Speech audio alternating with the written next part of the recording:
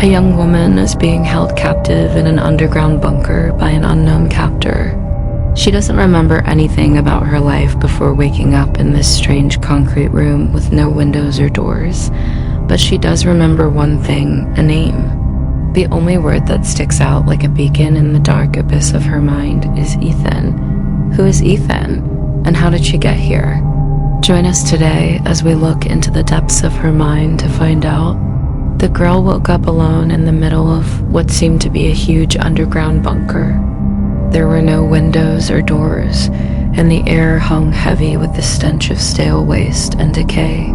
It was clear that she had been there for some time, but how long she didn't know. As she slowly began to sit up, her head pounded like a drum, and she could feel her throat drying up. Panic swelled up inside of her, and she started to scream at the top of her lungs, hoping that someone would hear her and come to her rescue. But all that echoed back at her was the cruel mocking of her own voice. It was then that she noticed a small metal box on the ground next to her. Inside was a single glass of water. It wasn't much, but it was enough to help her steady her breathing and think more clearly. As she took in her surroundings, she tried to piece together how she got there. She couldn't remember anything about her life before waking up in that strange room. The only thing she could remember was a name. She didn't know who he was, but it felt important. Every time she tried to dig deeper into the recesses of her mind, hoping to unearth more memories, all she could see was darkness. The name Ethan burned brightly in her mind, and she couldn't shake the feeling that he was somehow connected to her past. Days turned into weeks, and the girl's hope of being rescued began to dwindle. The food and water they provided her started to taste bland and tasteless, and she found herself constantly on edge, waiting for something to happen, though she wasn't sure what. Then one day, everything changed. A new face appeared at her door, bringing with him a flicker of hope in an otherwise dark existence. This man was different from the faceless people who brought her food and water. He introduced himself as Dr. Lewis, and his arrival marked a turning point in her captivity. He explained that he was there to help her recover her lost memories. The girl hesitated, torn between her desire to understand her past and the fear that the truth might be too painful to bear. But she knew she couldn't keep living in the shadows, so she agreed to Dr. Lewis's plan. The doctor began by showing her pictures of everyday objects, hoping to trigger her memory. At first, nothing happened. Then suddenly, when shown a picture of a teddy bear, her eyes widened. "Teddy," she whispered, the word catching in her throat. It was the first step in a long journey. With each passing day, she began to remember more and more about her life before the bunker. She learned that her name was Emma, and that she had a loving family and a bright future ahead of her. But as she recovered more memories, she also uncovered a dark secret. She remembered being in love with a man named Ethan, a man who had betrayed her trust and sold her to a dangerous organization. The shock of betrayal was overwhelming, and she struggled to understand why Ethan would do such a thing. But as Dr. Lewis continued to probe her mind, she began to see a pattern in Ethan's behavior. He had a history of violence and manipulation, and he had used her love for him to get what he wanted. Emma realized that she had been in danger for a long time, and that Ethan was the reason she was now trapped in a dark bunker. Now that she knew why she was there, Emma was determined to escape. She pleaded with Dr. Lewis to help her, but he told her that he was only there to recover her memories, not to help her escape. He explained that she was in too much danger to be set free, but Emma refused to give up. She knew that if she didn't take action, she might never get another chance, so she made a plan. She pretended to have another blackout, hoping that her captors would let their guard down.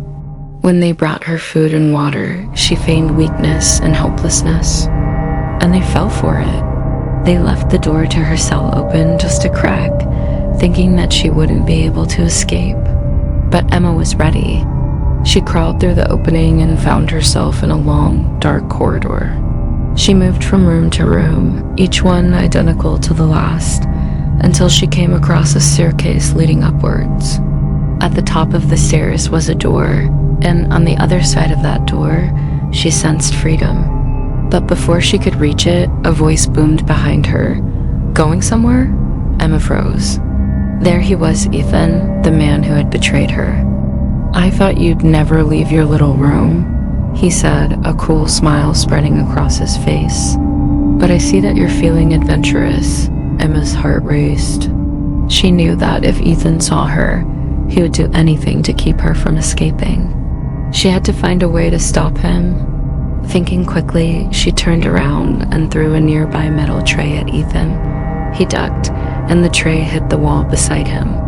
"You shouldn't have done that, Emma," he said, his voice dangerously calm. "Now I'm even more convinced that you're not the same." He took a step towards her, and Emma knew she needed to act fast. She picked up another tray and hurled it at Ethan. This time, she hit him square in the chest. He stumbled back, clutching his chest. "You're not going anywhere," he said, his eyes blazing with anger. Emma didn't wait to hear his next words. She turned and ran for the door, adrenaline pumping through her veins. As she neared the exit, she could hear Ethan's footsteps pounding the floor behind her. The door was in sight, and with a final burst of speed, she threw it open and stepped outside. She had made it. Freedom was within her grasp. But then she heard a voice. "Stop right there, Emma," it said. She turned to see a group of armed men blocking her path. "It's over," she whispered, her dreams of escape crumbling around her. She had failed, but then something unexpected happened. A loud bang echoed in the air, followed by another and another. The men guarding the door fell to the ground, one by one, clutching their chests. Emma turned to see a figure standing behind them, a gun in his hand. It was Dr. Lewis. "Go," he said, his voice firm. "Run as fast as you can." Emma didn't need to be told twice. She turned and fled, racing down the road, her heart pounding in her chest. Behind her, she heard the sound of Dr. Lewis's gunshots ringing out, followed by the shouts of angry men. She didn't dare look back. She didn't want to see what Dr. Lewis was facing, but she knew she had to get as far away from that place as possible. As she ran, she could feel the weight of her past pressing down on her, the memories of betrayal and captivity threatening to overwhelm her. But she pushed on, driven by the hope of a new beginning. The bunker and everything it represented seemed like a bad dream, something she couldn't wake up from. Yet every step she took carried her further away from that nightmare. She didn't know where she was going, but she knew she couldn't stay where she was. Emma ran until her lungs burned and her legs ached, until the bunker and its dark secrets were nothing but a distant memory. As she finally slowed down, she realized that she was in a park, surrounded by the laughter of children and the sweet smell of blooming flowers. For the first time in what felt like forever, she allowed herself to stop running, to catch her breath and look around her. The sun was shining, birds were singing, and people were going about their daily lives, oblivious to the horrors that lurked just a few feet below the ground. In that moment, Emma knew that she had survived. She had escaped the clutches of the past and was now free to create a new future for herself. But as she took in the beauty of her surroundings, she couldn't shake off a sense of unease. The memory of Ethan and the bunker still lingered in her mind. She knew that the nightmare she had endured would forever be a part of her story, but it wouldn't define her. She was stronger now, more resilient than ever before, and she was determined to use her experience to help others who had suffered like she had. With newfound determination in her heart, Emma knew that the road ahead wouldn't be easy. She had to piece her life back together, to rebuild the shattered fragments of her memory. But she was ready to face the challenges that lay ahead.